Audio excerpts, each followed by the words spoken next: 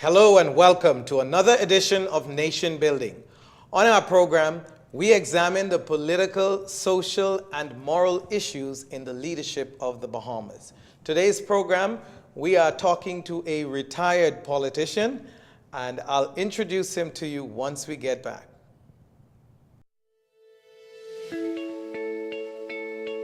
I've been a customer for the past 2 years, and I will say the quality of the service is very good. During my trip to Andros, I was connected the entire trip. So that was really good. I was able to contact my family members and let them know how the trip was going. We touched land, we're here. So it was very good. And I really appreciate that. And also during times like when we had the storm, it was really good to have that service to reach out to our loved ones to make sure everyone is okay. And I really appreciate Alive for that. And even when there's a little technical difficulty, they always send out a little text message to let us know exactly what's going on. I'm happy to be alive, and I believe in best.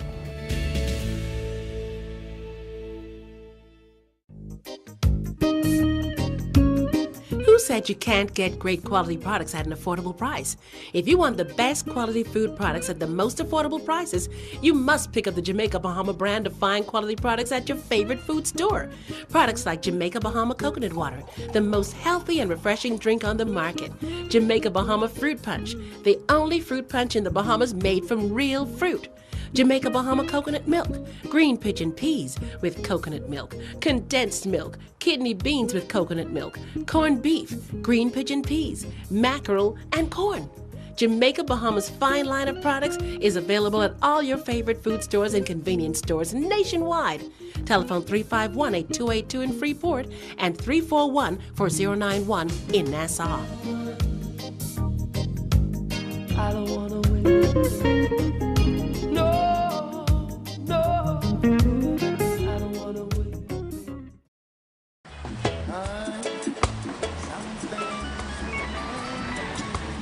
Hello. Did you get it? Yes, baby. I got it. Don't come home without it. These arms of mine, they are yearning for wanting you.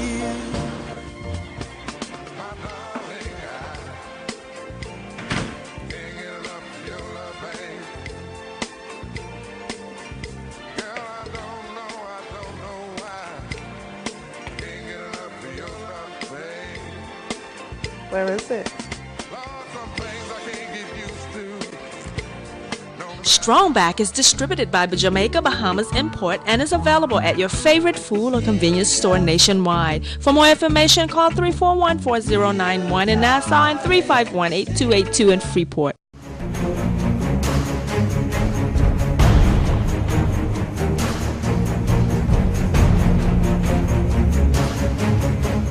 Welcome back to Nation Building. I'm your host, Winston Pinnock, and today's show, we are bringing you a very exciting guest, and I always use that word, but today it's certainly exciting because we are going to have a very, very interesting time here today, and you'll see why in a matter of 3 seconds. We have with us today, we're pleased to have on our show for the first time, Mr. David Wallace. Mr. Wallace, welcome to Nation Building. Thank you for coming and sharing with our viewers today. Of course, Mr. Wallace served in our country as the Member of Parliament for West End and Bimini during that period between 1997 and 2002. And I believe during that period, there was a joke that was coined, Mr. Wallace, don't know if you agreed with it, but it said that the people of West End and Bimini said, we don't want an MC, we want an MP, and so you were fired. It's ironic. It's a pleasure to be with you today. Certainly a pleasure to be on this wonderful program that you've begun, Nation Building. When you say fired, I am often reminded that Will Stubbs often say to people that I am the incumbent loser. I lost back to back. So yes, it was certainly a pleasure to have served for 5 years between 97 and 2002 as the Member of Parliament for the West End and Bimini constituency. I had a Wonderful experience. It was a 15 years journey. I lost in 2002 and lost again in 2007. And that's when I coined the phrase, you could fire me as an MP, but you can't fire me as an MC. And you're a gifted man. People around the country know, of course, know Mr. Wallace for much of what he has done in providing laughter to the people in the country. I believe it's reasonable to say that you are the epitome of entertainment in the country as far as serving as master of ceremony, but not only that, putting on so many play that the country has enjoyed over the years. You've made politics not just a career for a period of your life, but you've made politics entertaining for the country as well. No doubt. I said to Ken Russell, the then Member of Parliament for High Rock, after the 2002 election, that I wanted to get people to laugh after the election. The FNM had just lost the election, and Ken Russell looked at me in the eye and said, nobody want to laugh. He was my inspiration, and we then did a show. We teamed up, Michael Pintard and myself. The show was called Election 2002. If you don't laugh, you'll cry. My goal was to make from that show my MP salary of $27,000, what I had lost when I got fired. I'm happy to report that I probably made a minister's salary with that show. And so I couldn't wait until the election finished in 2007. And the Honorable Alison Maynard Gibson gave us the name for that show. It was called Election 2007. Count it again. Count it again, man. Count it again. She told them that night, I don't care if you done count it 1,000 times. I am telling you to count it again. And then after the 2012 election, former Prime Minister Ingram gave us the name for the show. He was wondering what just happened. And so the show was Election 2012, What Just Happened. He said we should have called it What the Hell Just Happened, because he ain't figured out yet what happened. And then... He must have figured out by now. Oh, no doubt. And then we are about a year late going into studio. I was about to ask you what happened to 2017. You know, we were waiting on instructions from the Honorable Michael Pintard, who cannot be in the production. And we were waiting for him to give us the writing of the production. But unfortunately, his schedule will not allow that to happen. And so I sent him a text on the 10th of May, which gave him a year to produce a script for us. And so we're going to work with Ms. Gia Pierre. And so we'll pull back the talents of the Will Stubbs, the Tawari Rogers, the Patrice Johnson, the Tammy, Tamika. We'll find a replacement for Will. And we were trying to determine... So Will Stubbs will not be... No, we'll find a replacement for Michael, I'm sorry. And so, Will Stubbs is the play himself. We were trying to determine if the show was going to be called Election 2017, It Was a Red Tsunami, or Election 2017, The Final Shuffle. And so I happened to MC an event for Sir Arthur Folks on his 90th birthday about 2 or 3 weeks ago. Both former Prime Minister Ingram and former Prime Minister Christie was there, and I told Mr. Christie, only with his blessing we will call the show The Final Shuffle, and he gave it his blessing to be called The Final Shuffle. So we'll have The Final Shuffle coming up soon. Yes. We're here today to talk about a very exciting business venture in Grand Bahama, and God knows Grand Bahama needs as many projects that's stimulating that economy as we can find. But before we do that, seeing that you started to talk a little about your history, I wanted for viewers who know you in so many roles but probably didn't really know your background in politics to say what caused you, what drew you to politics in the first place, and a quick 2-minute synopsis of where you started and how did you end up becoming a candidate for the Free National Movement? You know, it's ironic you should ask that question. And I often say to persons that the first time many people vote, who turning 18, we don't vote on the issues, you know. We don't vote on the candidate. We vote with mommy and daddy. If mommy and daddy say I is PLP or I'm an FNM, then that's what we are. That's what most persons who voted for the first time. In 1977, my uncle Alton Wallace, the late, God rest his soul, was the BDP candidate in 1977. That's when the split was within the FNM, and so I was with the BDP. The FNM seemed like it has had many splits. Oh, that's why it's a movement. It's called a free national movement. We move here and we move there, but we go back to the base. And so, lo and behold, there was a split. I don't know why it happened. I can't remember now. And my uncle was the candidate. Well, my father got killed when I was 8 years old, December 28th, 1967. They used to call him DG. And my uncle Alton Wallace and my uncle Clarence Wallace grew me up. They impacted my life greatly. And so when Uncle Alton took the nomination for the BDP, there was no question where I was going to support. Where did he come? What party was he previously? He was with the, he was with the FNM, and the FNM had split, so he went with the BDP side. And I led remember, by. It was led by Henry Bostwick. At that time. Henry Bostwick was the leader of the BDP at that time. And I remember the election of '77. We didn't win, and I don't think the BDP won a seat. I could be wrong. And the slogan was "Sweep it clean and keep it clean." And we used to be driving up and down 8 Mile Rock with this broom, but we sweeping it clean and keeping it clean. And so that's when my political career started. I had just turned 18 in 1977. After the election of '77, Alton then said to me, "Well, David, I joined in the PLP."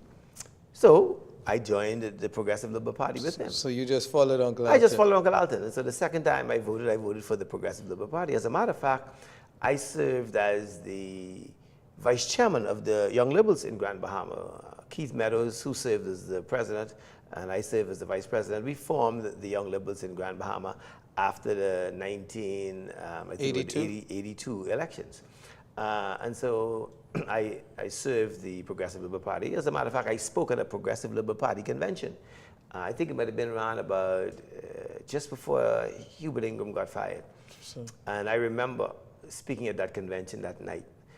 Before convention, you had to present your speech to Mr. Pinland 24 hours in advance. Is that so? Yes. And so I took my speech to Captain Office, to Sir Lyndon. When I got back, I'd written a very... Not to him personally. To him personally. He read your speech. And when I got back, Sir Lyndon had changed my speech. So I said to him, I was a feisty young man then. I said, "Sir Lyndon, sir, with the greatest respect, if you can change my speech, then maybe you should give my speech." So he said to me in that very quiet, unassuming voice, "No, if you won't give your speech, then go ahead." Peter Adley had helped me write this speech. It was called "Serve or Suffer." And I remember that night at the Holiday Inn over on Paradise Island for the convention. When I got up to speak, man, that room stood up and they cheered. When I was finished speaking, thanks for the 4 young liberals at the back of the room, everybody just cut their eye as I walked down the aisle. I told them then that the PLP had run loose and slack ministries, and we needed to be accountable. And gone are the days when mommy and daddy will come to these conventions, dress up in their bush jacket, and all you got to say is PLP, and we can say all the way. We have to be accountable. That didn't sit too well, and so I then... And that was in the late 80s? That was before the 87 election or after the 87 election? That would have been after the 87 election. Right. It would have been after but so you 87. jumped. In 1982, you joined with Uncle Alton. Did he become a candidate for the PLP or not? No, he was not a candidate in 82. So you just served. But he became a candidate in 1987. Right. So in the 87 election, leading up to that election was when you gave that convention I gave it speech. after the election. Oh, it was I would after. have given it after. I would have given it so after the that election. would have been 88 then. Around about 88, 89. Okay. Just before the 92 election. As a matter of fact, it was after the 87 election that I moved from the Progressive Liberal Party. Because Alton, who I thought was an amicable candidate, well-liked, popular fella in Grand Bahama. And what constituency did he He run? ran for West End and Bimini in 97, in 77. But in 87, he ran for the 8 Mile Rock constituency. That's when the 8 Mile Rock constituency was formed. And he ran against a very good friend of his and a godfather to me, J.M. Pinder.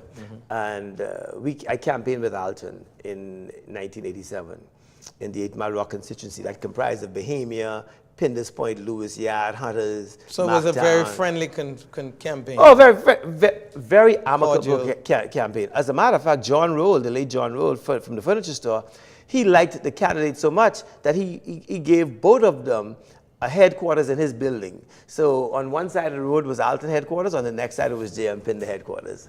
And we were good friends. It was never a dirty campaign because Alton and J.M. were like brothers. JM and my father were just like brothers before he got killed. My father used to work at Star with the JM. And so we always had the greatest respect for one another. Sure. But it was after the 87 election when Alton wrote a letter to Mr. Pinlin. And he indicated to Mr. Pinlin that while he had not won the election for the 8 Mile Rock constituency for the PLP, he would have liked to fulfill one campaign promise, and that was he had promised the persons in the constituency that he would have fight to put light on the Fishing Hole Road. Mr. Pinlin wrote Alton a one-line letter.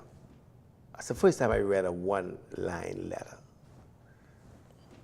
Alton Wallace, PLP candidate, 8 Mile Rock constituency, Freeport, Grand Bahama. Dear Mr. Wallace, and the letter said, 8 Mile Rock constituency has made their choice. Signed, Lyndon Oscar Pinlin. In other words, you didn't vote for me?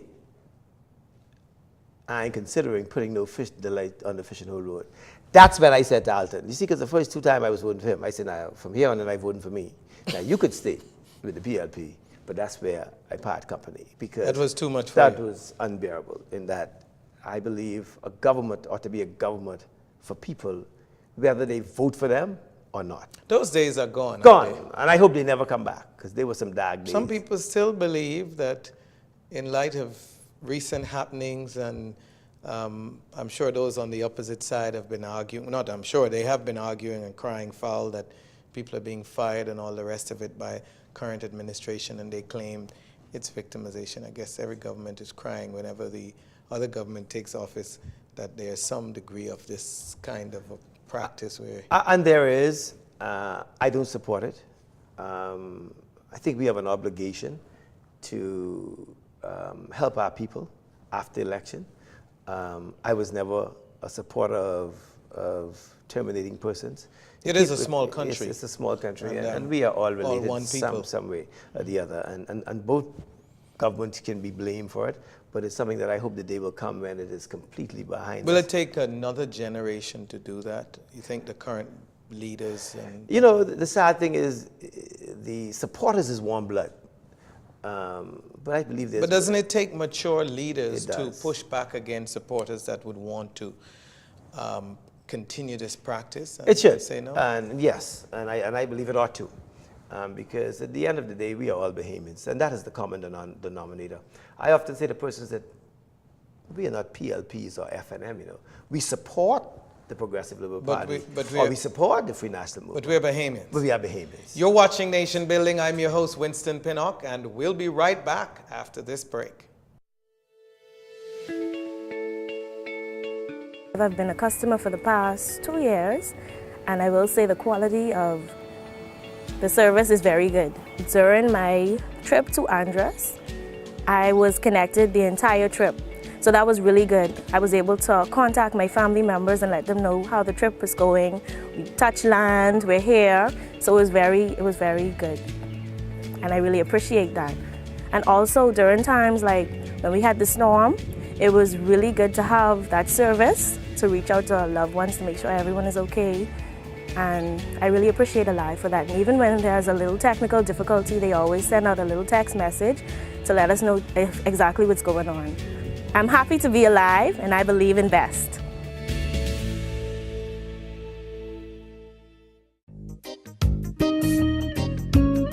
Who said you can't get great quality products at an affordable price? If you want the best quality food products at the most affordable prices, you must pick up the Jamaica Bahama brand of fine quality products at your favorite food store. Products like Jamaica Bahama Coconut Water, the most healthy and refreshing drink on the market. Jamaica Bahama Fruit Punch, the only fruit punch in the Bahamas made from real fruit. Jamaica Bahama Coconut Milk, green pigeon peas with coconut milk, condensed milk, kidney beans with coconut milk, corned beef, green pigeon peas, mackerel, and corn. Jamaica Bahama's fine line of products is available at all your favorite food stores and convenience stores nationwide. Telephone 351-8282 in Freeport and 341-4091 in Nassau. I don't wanna win. No, I don't wanna win.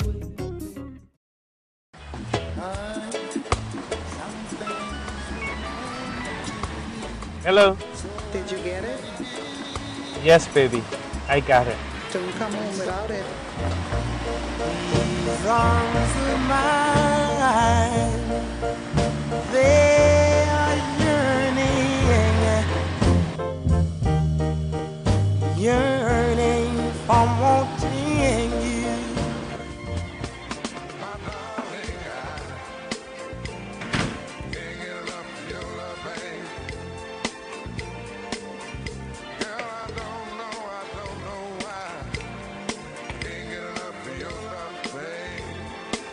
Where is it?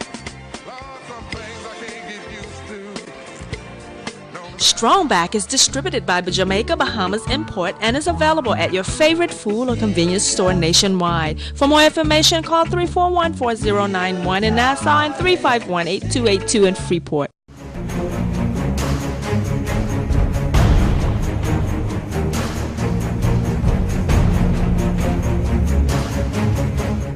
Welcome back to Nation Building. I'm your host, Winston Pinnock, and I'm here today with Mr. David Wallace of Grand Bahama.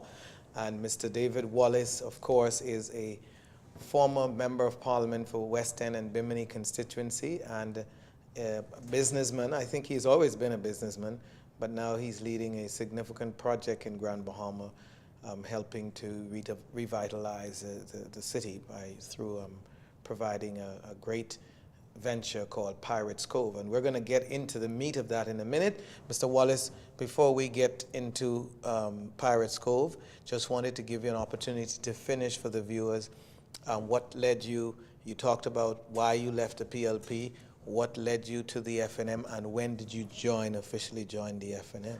Well, I became delusional with the PLP from in '84 when they fired Hubert Ingram. I was at the convention again at the Holiday Inn, and I remember that day. But you stayed in the party even after that? I stayed because Alton Wallace then became a candidate. So in '87, I supported Alton Wallace. So you weren't voting for yourself yet? No, I voted for Alton again. And Ingram and Christie, who had gotten fired from the Progressive Liberal Party, then ran independent in that '87 general election. And they were given a bye by the then Free National The Free National Movement then gave them a bye and did not run a candidate against them. Or else they would have lost. Oh, no doubt. I told persons the only true independent ever was Whitney Bastian, who beat the PLP and the FNM. But they were given in a South bye. Andrews. In South Andrews. They were given a bye. So quickly, you joined the Free National Movement because you were disillusioned with the Progressive Liberal Party Yes. and some of the things you had experienced. So what... in 1992, I supported the Free National Movement for the first time. Dennis Martin. Did you become a member or you just... I just voted for them. I figured as deep as I was within the Progressive Liberal Party, I needed a cooling off time. So I took after the '87 election to just, after the Alton got that letter, just cooled off. And I didn't get involved, didn't knock on no door, but I just supported Dennis Martin. I remember going to the first FNM rally in 1992. I was scared to go. Went to Hawksbill. They were rallying at the Hawksbill High School for that '92 election, and I, like Nicodemus going to Jesus by night, I go and I sit on my car. I just wanted to hear the message of the Free National Movement. And lo and behold, I'll never forget, Angela Sands saw me sitting on my car. Who used to work at Batelco? We used to be at Batelco, and she came around, she put her hand around me. She said, you could come, and she carried me closer. And I sat there and I listened to Hubert Ingram, who was then the leader of the FNM. And he was just, and Ingram used to speak long back then. And he was just saying He had a lot of things to say. Because of his involvement at the level he had with the Progressive Liberal Party, serving as chairman, serving as a minister, was fired, he had information. And that's when I then decided... You became a full convert. Yes, I supported the Free National Movement. And then he came to me in 1997 and offered me a candidate. Yeah, but what led him to do that? You just, after all, you only voted for the party. What I think I was popular. I served my community well. I was involved in Freeport High School Alumni Association. I served in the Nebo's Lodge 21. I was president of the Martintown School PTA. I was active and well known in the community. And then being in the insurance industry and emceeing weddings, people knew you. And I wanted to run in 8 Mile Rock. As a matter of fact, J.M. Pinder came to me and asked me to consider going in the 8 Mile Rock constituency in '97 because he was stepping aside. And I asked him if he had considered Lindy Russell, and he said Lindy wasn't interested. So I went to see Lindy, and Lindy told me he was not interested. I came to convention, of the FNM with the thought of I can be the candidate for the 8 Mile Rock constituency. The West End and Bimini constituency had a meeting with Mr. Ingram, and they invited me to come to this meeting over at his office. Lloyd Edgecombe, Duda, and Oral Ellis, and Vincent Ellis, they say, just come go with us to the meeting. So innocently, I go on to the meeting. So Mr. Ingram said to them, well, y'all find a candidate yet? So they pointed me. My eye dropped. Me? So they said, we want David Wallace. You go to 8 Mile Rock. So I said to Mr. Ingram, I won't go to 8 Mile Rock. But then I gave him a condition. And I said to him, the only condition that I'll go to West End and Bimini is if Lindy Russell runs in 8 Mile Rock. Because at that time, they had 2 or 3 other persons who was interested in 8 Mile Rock. I remember Philip Hepburn was interested. I think Charles Seeley and them. So they had some other people who were vying for 8 Mile Rock. And Ingram said, okay, I'll talk to Lindy. Well, after my meeting with Lindy, I figured Lindy say, he ain't interested. Well, after Ingram finished meeting with Lindy, Ingram called me, tell me I need to pack my bag and go to West End and Bimini. And mind you, it worked out for the better. And that was the first time that the Free National Movement won the West End and Bimini constituency after the elections. And you faced then the candidate then for the Progressive Liberal Party, I think, was an attorney. No, it was Mr. Brown? George Weish. Oh, they had switched out. No, Simeon. what happened was Ingram put 2 seats together. Remember when the FNM won in 92, there were 49 seats. Right. He had reduced it, I think, to 41. Right. So he had taken West End and Bimini and just made it one. And and instead so of you the having PLP in West End was Simeon Brown in 92. And the PLP in Bimini was Mr. George Weish in 92. And so I guess Ingram figured if I put them 2 together, and if they win it, I take a seat away from them anyhow. But fate had it that... So just to be clear, because of the amalgamation... Mr. Brown stepped out. Simeon Brown did not offer himself. Weish, right. Weish, Mr. George Weish was then the candidate. Right. Who was the sitting MP for Bimini? He was the sitting member of Parliament for Bimini. And so you won. And I think one of the challenges that helped me was Mr. Weish was not as popular in Grand Bahama. In West End. In the West End side of the constituency. So did you win Bimini or just West End? Would you believe out of the 12 polling divisions, I only won 3 of those polling divisions. But you won them heavily. Seagrape. Seagrape constituency, I won Seagrape, I won Jonestown, and I won Holmes's Rock, polling division number 5. And you won them heavily. I won them by enough votes. And in Bimini, I ran an even race. I think he beat me in Bimini by less than 30 votes. West End has always consistently, even to date, voted for the PLP, West End proper. Yes. Even now, with the tsunami that happened last year. Yeah, but there are constituencies that history tells you how they will vote over the years. I'll give you an example. The PLP has never won Pinders Point, Lewis Yard, Hunters, and Marktown. They vote heavily for the FNM. The FNM has never won West End polling divisions 1, 2, and 3. They vote heavily for the PLP. Bimini was a 50-50. I'll give you an example. In one election, Mr. George Weish won. The next election, Mr. Frank Roll won. Well, it was Bimini in the Berry Islands. The next election, Mr. George Weish won. And you don't win by no more than 30 votes. Okay. So we've covered your political history. Yes. And we know you ran again after the winning in 97. When you won in 97, where did you serve? I served as parliamentary secretary for the Ministry of Transport, Aviation, and Local Government. And your senior minister at the time? Senior minister was the Honorable C.A. Smith, and the permanent secretary was Mr. Archie Nairn in the ministry. And so in the 2002 election, you got wiped out with that wave. Well, I tell him, Ingram put more on me. Ingram told me when he made me parliamentary secretary, he said, Mr. Wallace, I'm giving you and C.A. parliamentary secretary for local government. We have all the seat in the family island. If you all don't bring me all my seat, don't bring back yours. And lo and behold, me and C.A. lost in 2002. Okay. So that has been Mr. David Wallace' political history. Mr. Wallace, though, you have continued to serve the community of Grand Bahama. And so Pirates Cove, which is a major venture, this is something you conceived, wasn't it? Strangely enough, it is. I often tell persons, I believe we in the Bahamas, Mr. Pinnock, has an opportunity to own a greater piece of this Bahamian pie by pooling our resources. The Sunshine Boys, 50 years ago, did something that has become phenomenal in this country, but we've not duplicated it. And I'm not sure we've educated people on how to duplicate it. It is the process of pooling your resources. And if you check their history, of the Sunshine Boys, when they started back some 50 years ago, the common denominator for all of the boys, they went to St. Agnes Church. It was a group of men who came together and started pooling their resources. I think they started off by owning a piece of land where your church was here in Nassau. They sold that. On Carmichael Road. Carmichael Road. They bought the theater. They sold that. Wasn't that the drive-in theater? Yes. Back in the days?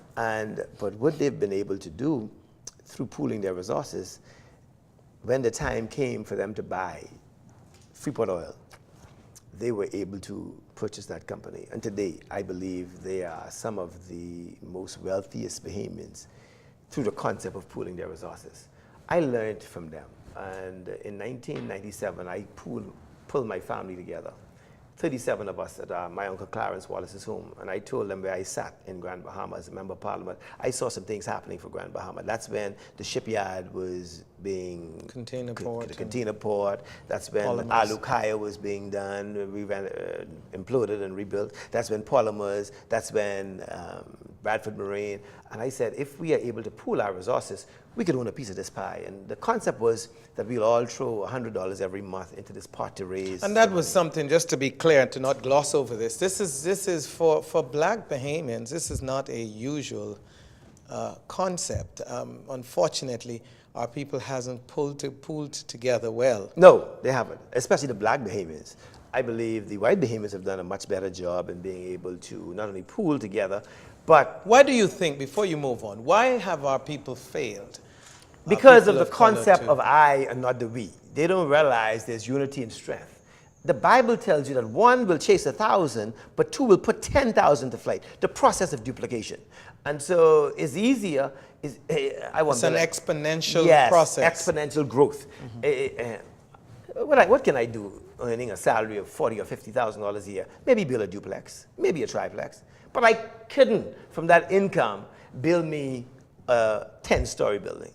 But 20 of us can.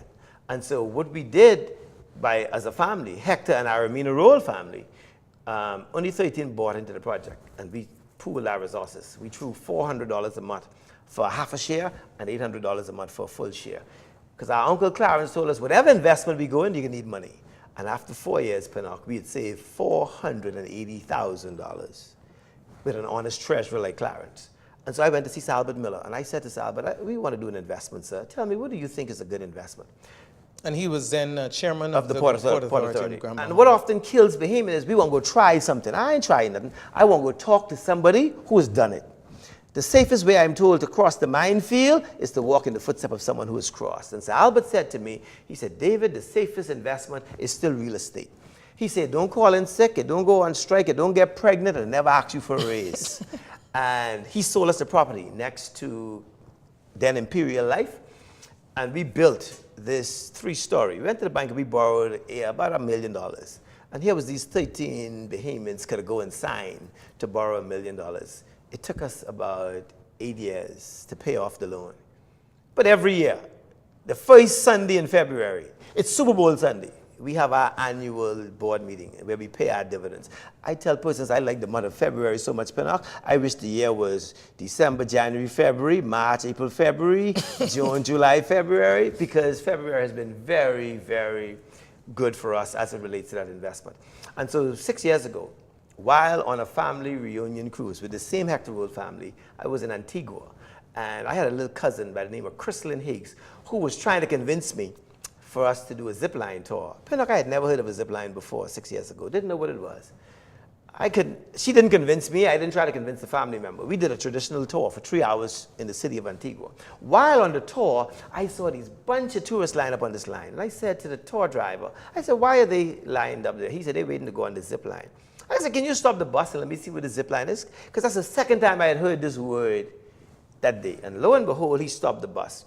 And they took their natural landscape. They had these trees that had grown up about 100 feet in the air over the rainforest, and they had these connected by wires.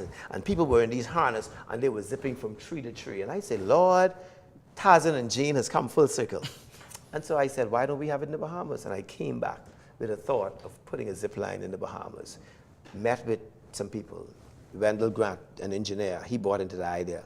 Evan Cartwright, the landscaping architect, he bought into the idea. Donald Dean, an architect, he bought into the idea. Clarence Wallace, the treasurer, he bought into the idea. Vincent Vanderpool Wallace, the former Minister of Tourism, he bought into the idea. Philip Galanis, I wanted somebody from the PLP and somebody from the FNL. I was just going to say that you hedged your bet. Yes, whoever win, you win. And then we got this lady by the name of Taria Grant. She's married to Jamal Mizik in the Turks and Caicos Islands. And he came in on board. He was a lawyer, but more importantly, our goal was to put a zip line in Freeport, one in Nassau, and one in Grand Turk. And so we've been able to put a zip line and a water park in Grand Bahama. Thanks to the Grand Bahama Port Authority, thanks to the government, we've built 7 towers. Presently at the water park, because the water park opened first. The Port Authority. When was it opened? On June 1st, 2016. So your approvals actually came under the previous government? Well, for Grand Bahama, we didn't need no approval from the government. Right. Oh, the Port Authority. The Port Authority. But let me tell you, we went to the government before we went to the Port Authority. We went to the government around 2014. That was the Progressive Liberal Party. Christie administration. Christie administration. We met with Mr. Christie, met with Minister Wilschcombe, met with all of the subaltern battle, made our presentation, couldn't get a letter of approval. So we then went to the Port Authority. We're gonna come right back. We have to take this break. You're watching Nation Building. I'm your host, Winston Pinnock, and we'll be back after this break. Who said you can't get great quality products at an affordable price? If you want the best quality food products at the most affordable prices, you must pick up the Jamaica Bahama brand of fine quality products at your favorite food store. Products like Jamaica Bahama coconut water, the most healthy and refreshing drink on the market. Jamaica Bahama fruit punch, the only fruit punch in the Bahamas made from real fruit. Jamaica Bahama coconut milk, green pigeon peas with coconut milk, condensed milk, kidney beans with coconut milk, corned beef, green pigeon peas, mackerel, and corn. Jamaica Bahama's fine line of products is available at all your favorite food stores and convenience stores nationwide. Telephone 351-8282 in Freeport and 341-4091 in Nassau. I don't wanna win. No, I don't wanna win.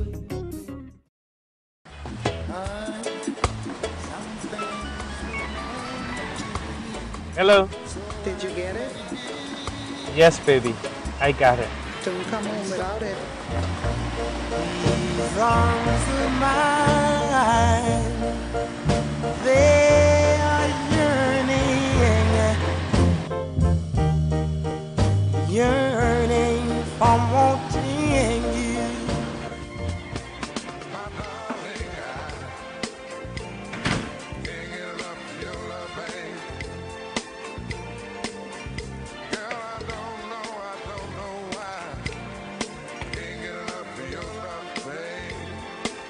Where is it? Strongback is distributed by Jamaica Bahamas Import and is available at your favorite food or convenience store nationwide. For more information, call 341-4091 in Nassau and 351-8282 in Freeport. I've been a customer for the past 2 years, and I will say the quality of the service is very good. During my trip to Andros, I was connected the entire trip. So that was really good. I was able to contact my family members and let them know how the trip was going. We touched land, we're here. So it was very good. And I really appreciate that. And also during times like when we had the storm, it was really good to have that service to reach out to our loved ones to make sure everyone is okay. And I really appreciate Alive for that. And even when there's a little technical difficulty, they always send out a little text message to let us know exactly what's going on. I'm happy to be alive, and I believe in best.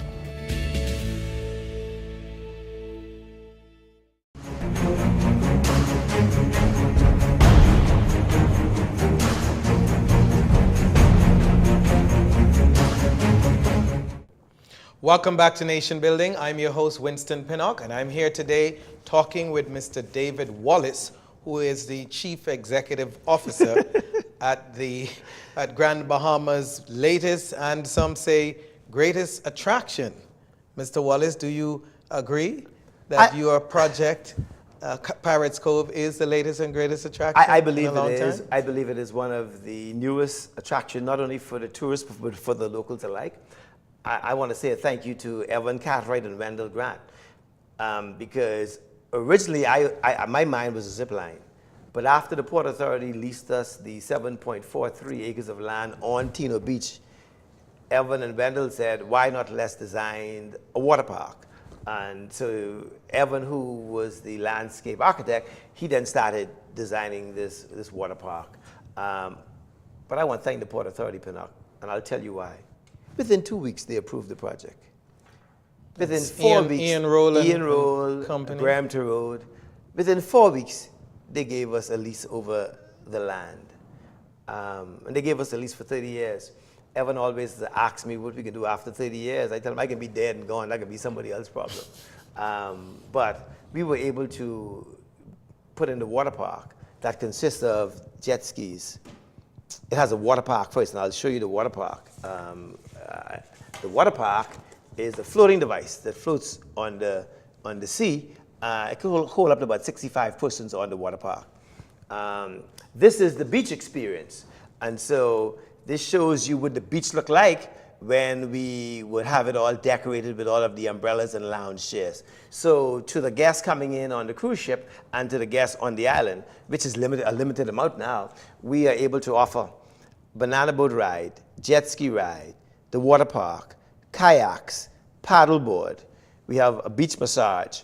We have 3 restaurants, Jack Sparrow Grill Pit, Rollies, and Pirates Tavern. We have 2 souvenir booths on the park where persons can buy local souvenir. We have a hair braiding pavilion. We have changing room. We have showers. We have a lady who does an excellent beach massage. $20 for 20 minutes. It's the hottest thing in the park. We have an ice cream booth. We built a bar around the tree. And last but not least, just about 4 or 5 months ago, thanks to Prime Minister Minnis and his wife, they came down along with the Deputy Prime Minister and they officially opened the Zipline Park that was built by a team of persons out of Jamaica. They had built the Zipline for Choctaws over the years. And so we want to say a special thank you to LaShawn Clark and Dean Davison. Within 5 months, they were able to put up a Zipline Park for us. And so for persons who don't know what a Zipline is, that's the Zipline Tower. That's tower number 1.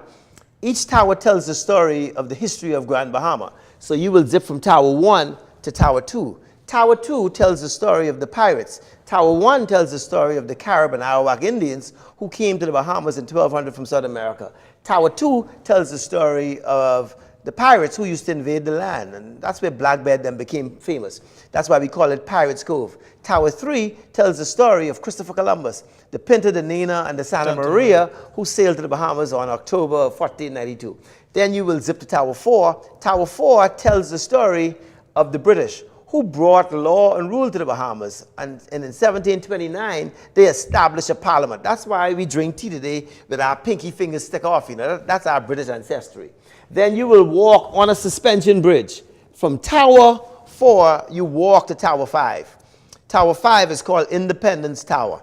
It tells the story of Sir Lyndon, Mr. Ingram, Mr. Christie, and Dr. Minnis, and our former governor generals. They'll have pictures of all of them up in the tower, telling the persons who visit the tower the history of the Bahamas. And then from the Tower 5 to Tower 6, the longest zip is going to be, it's about 520 feet. You'll be traveling at about 35 to 40 miles per hour. That's fast, David. Oh yeah, that one is fast. That last zip, that tells, the Tower 6 tells the story of the Port Authority, who leased this 7.43 acres of land from the government back in 1955. Well, just to correct you, you mean all of the land that they did, because you were saying 7.4 acres. That's what you got. I only got 7.43. Right, yeah, but yeah. they leased all of the land. Of Freeport, the city of Freeport, from the government. Right. And then we take you to the last tower. And the last tower, we're going to dedicate that to Hector and Aramina Roll, my great-grandparents, who were the sons of the slaves who came to Grand Bahama back in the 1800s from Exuma, from Rollville, Exuma. His father was Hector Roll Sr., And Hector Roll's senior father was Ambrose Roll. Ambrose Roll was one of the 21 slaves who were very disobedient. They will not rule. We see why you are so disobedient. Oh, I tell Reverend J.C. Wallace that all the time. Me and him have that same spirit. And because Lord Rule couldn't rule them, he put them on his boat and he shipped them to Holmes's Rock where he had some land. And the 21 slaves then lived in Holmes's Rock. Very, very interesting history, Mr. Wallace. And so that all has brought us to Pirates Cove. As we talk to the nation, as you do, this project is in Grand Bahama, but you, I'm sure, want to invite the people throughout the Bahamas that watches our program to visit. It is, I've been there myself, it is a very, very wonderful attraction. It would make any Bahamian proud to know that this was developed by Bahamians. It's not a foreign-owned entity. And how significant, how much support are you getting locally? I know the cruise ship. Tell us about what's happening as far as how the project is being supported. Well, first, the project was built by 26 Bahamians who all threw their $50,000 into a pot that raised the $1.3 million to build the project. And I want to say thank you to all of the investors in Pirates Cove who bought into the investment. The concept was that we'll build it in Freeport. We then take the dividends out of the first year and we build one in Nassau. So our goal is to put a zip line and water park in the capital city of Nassau. And we've begun discussions with the government. We had started it from 2014, and so now with the Minnis administration, we've already had our first meeting. And so we will go back sometime next month to see how we could finalize the deal. We are proposing to put the project on Western Espionage. That is between Junkanoo Beach and Awaki. Whatever is there now will stay because we're going to be zipping 70 feet above the road and above what is there. And then the goal of the investors is to then put one in Grand Turk. Grand Turk receives about 800,000 cruise passengers every year. And so with Jamal and Taria Mizik, we believe we'll be able to complete one. So let's get back to Grand Bahama, which is both of our hometown, and talk quickly about the state of the economy. You can't get away from the politics, and you're a former politician. And there are still a year in to the Minnis administration, your party. There is still significant noise, if I can describe it that way, about the state of the economy, but particularly about people's expectation of what the new administration would do. You have a deputy prime minister in Grand Bahama now for the first time. You have a minister of state for Grand Bahama. You have a parliamentary secretary, two parliamentary secretaries, and you have a minister of sports, of youth, sports, and culture. So you have three cabinet ministers in the government. And again, like I said, is it reasonable to say that the people are concerned, not satisfied with where things are? There is a reasonable concern that some people are not satisfied where things are. People have to appreciate, though, when it would have taken you in Grand Bahama from 2004 with Hurricane Francis and Jane and the closure of the Princess Hotel, when people would have seen how many years it has taken for Grand Bahama to get to the level that it is, to expect it to be returned within 1 year, I think is very unreasonable. But some people are saying, though, that you talk about 2004, that much hasn't changed. In fact, the population has gone down. It has. And we have to thank the islands of Abaco and Bimini and Nassau, who continues to help us, because many persons have left Grand Bahama and moved to those islands and are taking care of their family through working on those islands. Life has gone full circle, because there were the days of the 60s when many persons flocked to Grand Bahama from Andros and from Eleuthera to take care of their families and the Turks and Caicos Islands. But that's not good for the economy. No, it is. It's not. And I make no excuses about it, because Grand Bahama economy needs to be revitalized. And I believe the revitalization of Grand Bahama economy will start with the opening of the hotel on the Strip. I know the government is working feverishly to try and get that done and open. But David, One of the aren't we doing the same thing over and over? I mean, this hotel has been closed, reopened by different investors. I mean, is this really sustainable? Is this really the only hope for Grand Well, Bahama? let me tell you what my view is. And bear in mind, I'm not in the seat of government.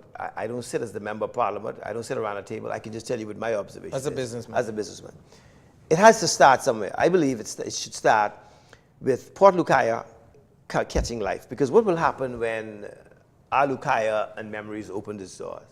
First, I don't like the all-inclusive concept. And I think the government was working hard with this new agreement to take out this all-inclusive concept. I think the all-inclusive concept in some places of Jamaica worked well. Up at Club Fortuna, it works well. Why? There's nothing around Club Fortuna.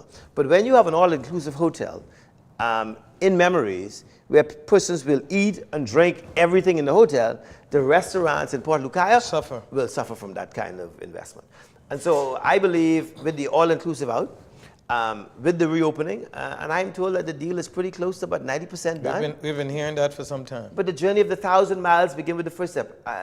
In that, I got to give ministers some time to get in, to become familiar, to get organized, and bear in mind, only I think 2, maybe 3 persons in Minnis administration came to the cabinet with cabinet experience, which would have been Dr. Minnis himself, it would have been the Honorable Brent Simonet, and the Honorable Desmond Bannister. I can't think of nobody else who would have been in before. And is that an excuse? No, but you know, I often say to people, because everybody will mark your report card in 1 year. Well, the beautiful thing about politics is you have a 5-year term. And unlike people who believe my contract should automatically be renewed, politicians have to realize that they only have a 5-year term. At the end of the 5th year, the Bahamian people have a right to determine if I want to renew your contract or if I want to fire you. Isn't a year, though, reasonable to expect that people should at least be satisfied with the direction in which their government is heading? And so a lot of what we're hearing... You are dealing with human beings. They will never be satisfied. They sing a song in church, say, not until my soul is resting in the presence of the Lord will I ever be satisfied. No, don't care what you do. It ain't enough. Are you accusing the people of Grand Bahama of being impatient, no, of being I have unreasonable? No doubt. See, we keep looking, and I tell them, do we really examine the economy of Grand Bahama? Because aside from the hotel industry, Grand Bahama continues to hold its own, you know, Pinnock. I'll tell you why I say that. In the industrial sector of Grand Bahama, it's holding its own. The shipyard, the container port now has I think there are 2 or 3 new cranes just came back because they got damaged after. If a crane got damaged after the hurricane and it takes the company 8 months to build these cranes and send them back, we got to have some sense of understanding and some sense of reasoning. In the shipping sector, but those are Freeport Ship Services. Those are all projects done under the earlier Ingram administration. What people, I guess, are debating and arguing is the last pre-LP government, most people say, didn't really leave a footprint in Grand Bahama. And now the current administration, I guess they thought with all the power players from Grand Bahama that in a year something would start. And isn't that reasonable to expect? It is reasonable to expect. And I think something will start. But to say nothing has been done, if there's one thing I must tell you with this Prime Minister, every trip he go on, he promoting Grand Bahama. Everything he talks about, he's in Grand Bahama once a month trying to get... Grand Bahama economy is not the easiest one to start. And maybe we have to look at some of the challenges with Grand Bahama.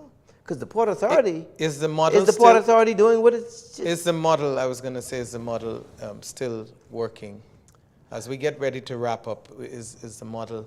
I think the Port Authority had done an excellent job in Grand Bahama over the years.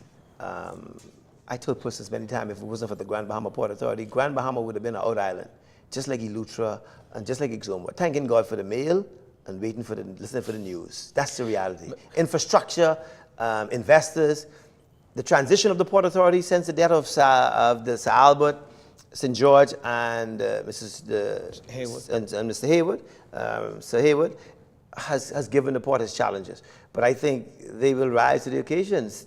So you are still a believer in the Port Authority? Yeah, man. And under the leadership of Ian Rowe. I told you the port could give me a lease on the land in 2 months, and the government I've been talking to for 4 years couldn't get approval for Nassau. As we wrap up our program, in 30 seconds, is there anything you want to say to the Bahamian people about Pirates Cove, this wonderful project that... It is open to the public. I want to invite Bahamians, if you are in Grand Bahama, come and spend a wonderful day at the beach. To the Grand Bahamians, it is open.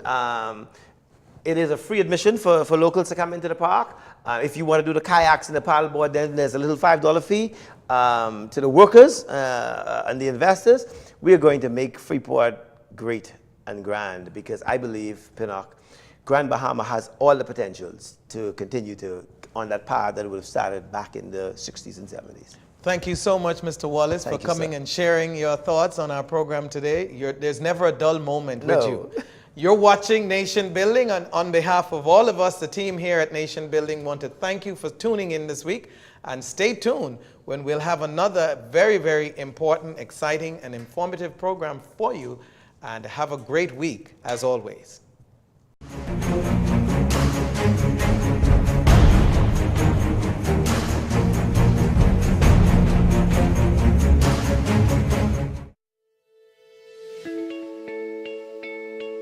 I've been a customer for the past 2 years, and I will say the quality of the service is very good. During my trip to Andros, I was connected the entire trip, so that was really good. I was able to contact my family members and let them know how the trip was going. We touched land, we're here, so it was very good, and I really appreciate that. And also during times like when we had the storm, it was really good to have that service to reach out to our loved ones to make sure everyone is okay. And I really appreciate Alive for that. And even when there's a little technical difficulty, they always send out a little text message to let us know exactly what's going on. I'm happy to be alive, and I believe in best.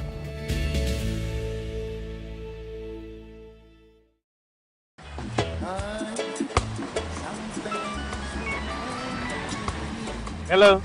Did you get it? Yes, baby. I got it. Don't come home without it. These arms of mine, they are yearning for wanting you.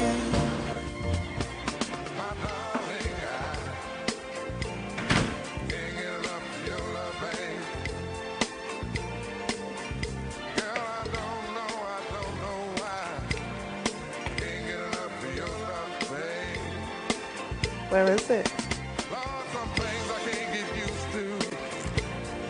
Strongback is distributed by Jamaica Bahamas Import and is available at your favorite food or convenience store nationwide. For more information, call 341-4091 in Nassau and 351-8282 in Freeport.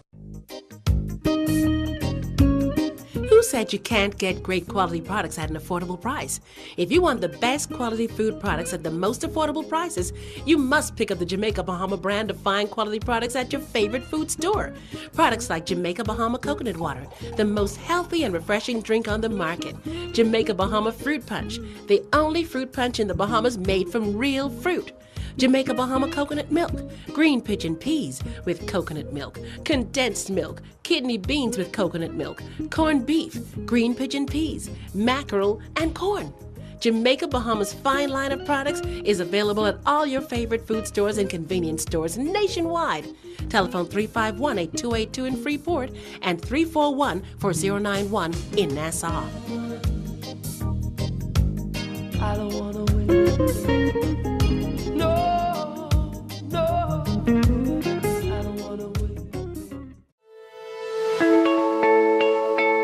The concierge service is the best thing ever. Like, it is so fabulous, especially for someone like me where I cannot leave my office, my job, to go do anything in the middle of the day because I'm on the radio. The service was so fabulous. The ladies gave me a call. They set up an appointment. They come with their professional looking attire. They're just so cute. And they come here, and it was a great experience. It took 20 minutes to switch over to the Alive service. It was simple. It was easy. And they just made me feel so welcomed. They explained everything. They hooked me up with my new phone. They gave me my data package. As you can see, hey. And it was fabulous. It was a wonderful service, but what I really liked best about it was not only did they come here and make it easy for me, but they continued to check up on me. The next day, they made sure that everything was working properly with the phone. I didn't have any issues. The following week, they contacted me again, and I've built a relationship with them. They've continued to check up on me. I feel like I'm part of the Alive family. It's amazing.